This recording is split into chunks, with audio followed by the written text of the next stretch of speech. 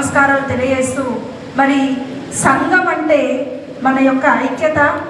First మన సంఘం 1905వ సంవత్సరంలో మనమందరం ఒకటిగా ఉండాలి, మన యొక్క ఐక్యత చాటాలి, మన సంఘం అభివృద్ధి చెందాలి. మరి మన సంఘంలో ఉన్నటువంటి ఎవరికి కష్టం వచ్చినా కూడా మనమంతా ఒక తాటిపై ఉండాలని చెప్పేసి ఆ రోజు పోరాడి మరి 1921 నుంచి 31 మధ్య లోపల మన ఆర్యవైశ్య సంఘాన్ని అధికారికంగా మనం ధృవీకరించుకోవడం జరిగింది.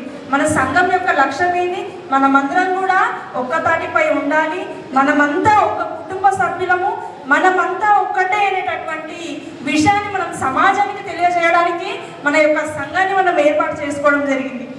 కాబట్టి ఎప్పుడైనా సరే దయచేసి ఈరోజు కూడా మళ్ళీ పెద్దల దృష్టికి తీసుకొస్తున్నాను. ఇంతకుముందు కూడా బాలేశ్వర బాబాయ్తో కూడా మాట్లాడడం జరిగింది. దయచేసి ఎన్నికల వరకు పోకుండా యునానిమస్గా చేసే ప్రయత్నమే చేయండి అని చెప్పడం జరిగింది. మరి కొన్ని కారణాల వల్ల జరగకపోయింది. కానీ భవిష్యత్తులో అయినా ఎన్నికలు జరగకుండా ఉంటే బాగుంటుంది. మనలో మనమే విడిపోతున్నాం, మనలో మనం విడిపోదు, మనమంతా ఒక్కటే అని మనము అనాలి. మరి అలాగే బయట ఉన్నటువంటి సమాజం కూడా ఆర్యవైశ్యులంతా ఒకటే మాట పైన ఉంటారు అనేటటువంటి విషయం అనేది బయట సమాజానికి కూడా వెళ్ళాలి. మన లోపల ఉండడం కదా, సమాజానికి కూడా తెలిసే విధంగా మన యొక్క పనితీరు ఉండాలి. సంఘానికి ఇప్పటి నుంచి ఇస్తామని చెప్పిండ్రు, రాబోయే ఉండాలని కోరుకుంటున్నాను. వేదిక పడినటువంటి పెద్దలే కాదు, మరి ఈ కార్యక్రమానికి వచ్చేసినటువంటి అందరూ కూడా, ఇక్కడ ఉన్నటువంటి ప్రతి ఒక్కరు కూడా ఆర్యవైశ్య కుటుంబ సభ్యులే. ఖచ్చితంగా తప్పు జరిగినా మీరందరూ కూడా అడగాలి, అన్న ఇది ఖచ్చితంగా పెద్దల దృష్టికి తీసుకోవాలి. మీకు కూడా అందరికీ హక్కు ఉంది. ఖచ్చితంగా వీళ్ళొక్కరే కాదు, మీరందరూ కూడా ఇనిషియేటివ్ తీసుకోవాలి.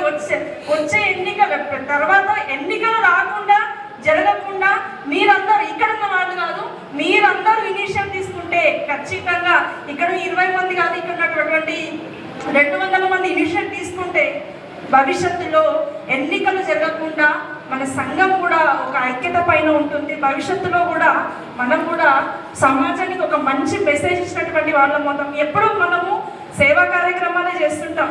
మరి సేవా కార్యక్రమాలతో పాటు మనం కూడా ఈ విధంగా ఒక మెసేజ్ ఇచ్చినట్లయితే చాలా మనలో కూడా ఒక ఇంకా మంచి పేరు వస్తుంది.